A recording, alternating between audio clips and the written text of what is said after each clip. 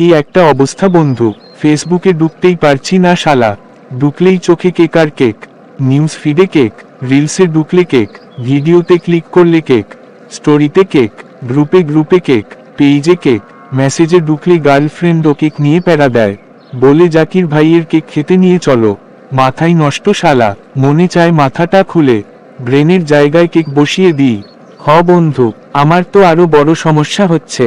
চারদিকে কেক দেখতে দেখতে এখন আমার পায়খানা দিয়ে কেক বের হচ্ছে।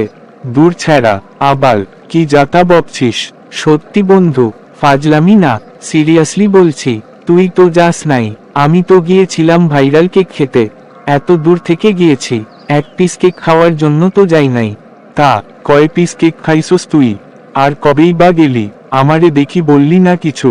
বন্ধু, একা তো যাই নাই, সাথে তোর হবু ভাবি ছিল, তাই তোরে বলি নাই। 4 পিস কেক খাইছি, সাথে আরো অনেক কিছু খাইছি। কি কি খাইছস শুনি? প্রথমে খাইলাম কেক, তারপর বার্গার, তারপর চটপটি, তারপর ঝালমুড়ি, তারপর বাদাম। শালা, তুই করছস কি রে? মিষ্টি ঝাল টক সব একসাথে ঢুকাইছস। এবার বুঝতে পারছি তোর পুটকি দিয়ে কেক কেন করতেছে। হ বন্ধু, প্রথমে ফ্লাজিল আর ইমুটিল খাইলাম, কাম হয় না। পরে হাই অ্যান্টিবায়োটিক খেয়ে এখন একটু নিয়ন্ত্রণে, সাথে স্যালাইন তো খাইতাছি। যাক, তোর শিক্ষা হওয়া দরকার।